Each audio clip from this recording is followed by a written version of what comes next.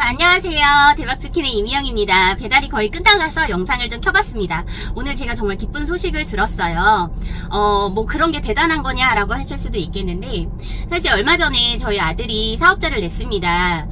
대학생이기는 한데 사업자를 내고 제가 앞으로는 새로운 길을 가겠다라고 다짐한 뒤부터 제 사업을 그냥 아들한테 넘기려고 하는데요. 물론 재고가 너무 많아서 제가 아직까지는 조금 도와줘야 되는 부분도 있고, 또 함께하는 파트너 대표님도 있기 때문에 사실은 이걸 제가 꾸려가면서 새로운 일을 하는 거가 너무 많이 어려워졌어요. 그래서 아들이 도와서 택배 싸는 일이나 이런 것들을 하는데요.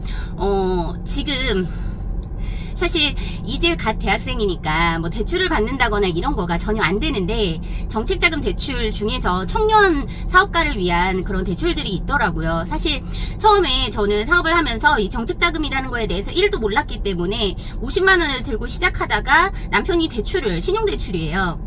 대출을 받아가지고 사업을 이어갈 수 있게 도와줬었는데요. 그때는 이런 정책자금 혜택이 있다라는 걸 몰라서 제가 신용 등급이 좋음에도 불구하고 그냥 남편의 도움을 받아서 신용대출을 받아서 그렇게 사업을 진행했었습니다. 뭐 큰돈은 아니지만 남편이 그래도 500만원, 뭐 마이너스 통장 털어서 뭐 2천만원 이렇게 계속해서 도움을 줬었는데요. 어느 순간 저도 금융에 이렇게 눈이 떠져서 정책자금 대출을 받았었는데, 제가 최초로 제 이름으로 된 사업자 대출을 받았던 게 바로 정책자금이었고, 그때 당시에 2천만원 정도 되는 자금을 받았었는데요.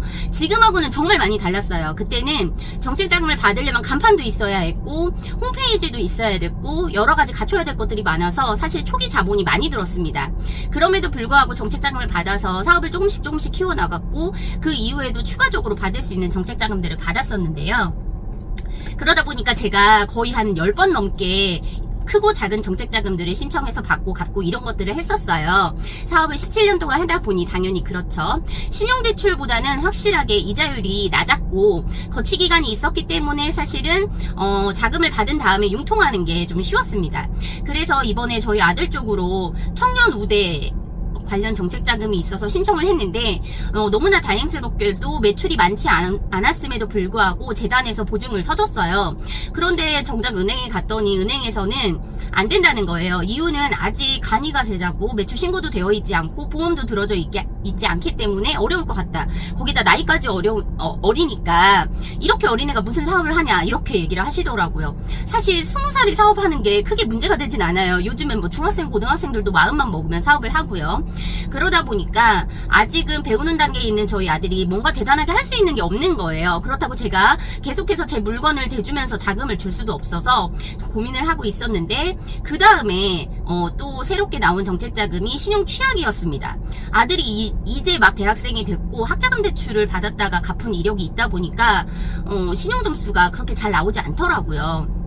너무 다행스럽게도 학자금 대출 받은 거는 이런저런 장학금으로 해가지고 거의 다 갚았는데, 그래도 신용점수는 회복이 되지 않았어요. 그러다 보니까 사실 신용점수라는 거가 바닥이었던 게 아니라 이제 막 생기는 중인 거죠. 그래서 조금씩 올라가고 있는 상황이지만 아직은 점수가 신용 취약에 해당하더라고요. 그래서 신청을 했는데 어제 결과 발표가 나왔는데 떨어진 건 아니고 예비 267번 이렇게 나왔습니다.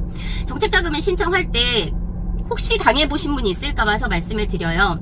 저도 좀 큰 규모의 정책자금 대출을 받으려고 어떤 그 도움을 주는 그런 업체에 돈을 준 적이 있습니다. 거기에서는 이것저것 자기들이 알아봐야 될 것들도 있고 뭔가 코칭을 하기 때문에 그런 코칭비로 받는다라고 생각을 하는 것 같아요.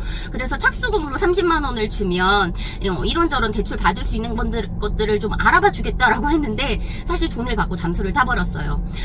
웃기는 거는 그쪽에서 초반에 알려줬던 거는 이미 제가 하고 있고 이미 제가 알고 있는 방법들이더라고요. 그래서 너무 어이가 없었죠. 저는 좀 큰 규모의 기술 보증이라던가 아니면 중소 벤처 이런 쪽으로 해가지고 다른 제조나 이런 쪽으로 대출을 받을 수 있기를 바래서 문의를 했었는데, 너무 아까운 돈만 날리고 상처만 받았습니다. 그래서 그냥 차라리 작은 규모지만 내가 그동안 해봤던 걸 가지고 하자라고 해서 함께하고 있는 파트너 대표님들한테도 정책자금 대출을 받는 방법들을 조금 공유를 해드려서 받으시는 대표님들이 좀 있으시고, 그 대표님들이 그 금액을 정책자금 대출 받은 금액을 자본금으로 해서 매출을 많이 늘려나가고 그런 걸 보면서 좀 뿌듯하기도 했거든요.